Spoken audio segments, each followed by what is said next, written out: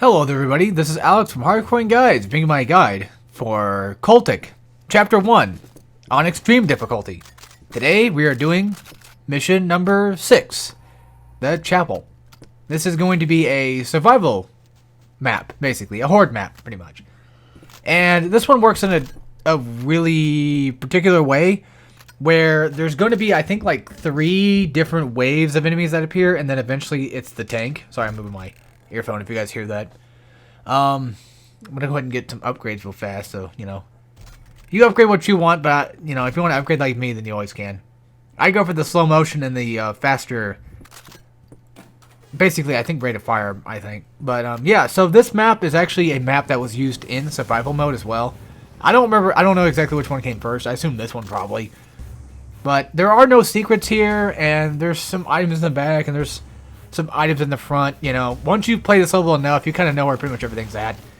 And for the first wave, I think it's mostly just regular, pistol and axe cultists. So nothing too fancy, nothing too hard. You can check you can check tab to see how many enemies you need to kill, just to kind of like keep an idea of where you're kind of at that point in time.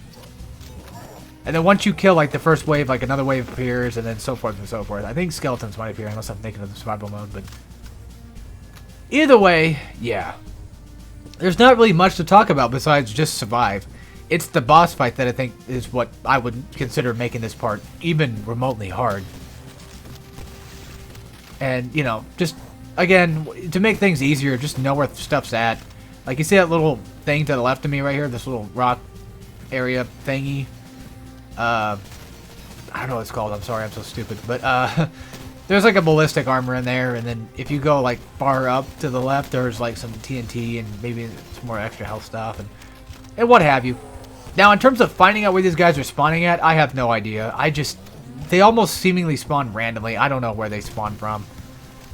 I don't know the exact area at all, and I don't think the explosives regenerate like they do in survival map of this. So also, something I did today though is I whipped out Cultic and I tried out the modifiers thing for it, where you could basically go to the betas tab of your Steam game. Like you go to the game, you go to properties, and then you click on betas, and then you let the thing update.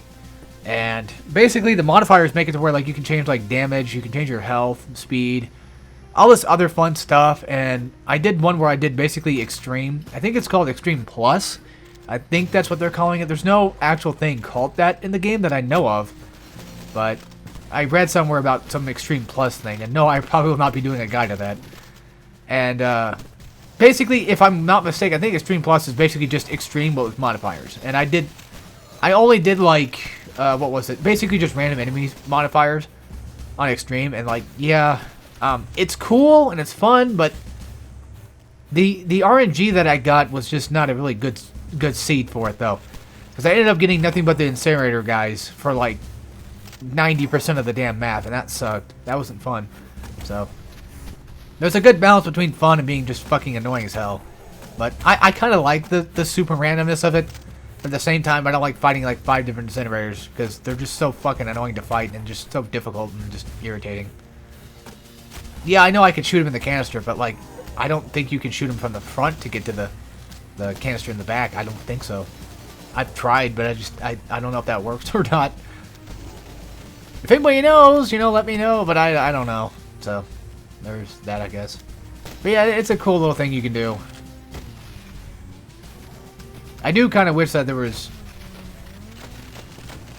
a bit more to it, but and another thing I don't like about it though is if you want to change your seed, you either have to like load up another seed, or you have to quit the game. Like if you want the enemies to be different, for the next run, you need to actually quit out the game and then restart the game, and I don't like that. I don't like it. I mean, granted, it is in beta, so it's still got some things to to wait for pretty much, but yeah. All right, so next up is the tank. By now, you probably should have plenty of TNT if you haven't used it already. And I have like, a good 20 amount of TNT. So just start lighting it up and just start tossing it right at the tank. just get as close to the tank as you possibly can without going too far over. So that way you don't get blown up by the shot. Keep jumping and just keep tossing, you know, TNT until eventually he just basically just gives in. Don't worry about your health. You pretty much have a checkpoint at this point. If you're going for no damage, then fine, but the reason why I backed up here is because I know these guys are going to start spawning in and they're going to start pissing me off. There's really no reason to worry about them and just continuously just fire at the tank. But if they do kind of get on your nerves, just, you know, kill a few of them and just go back to fighting the tank.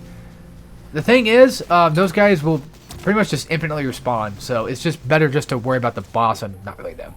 And that's it. So, yeah, I'll see you guys in the next one, which will be the Asylum, which is another cool one. So, take care, everybody.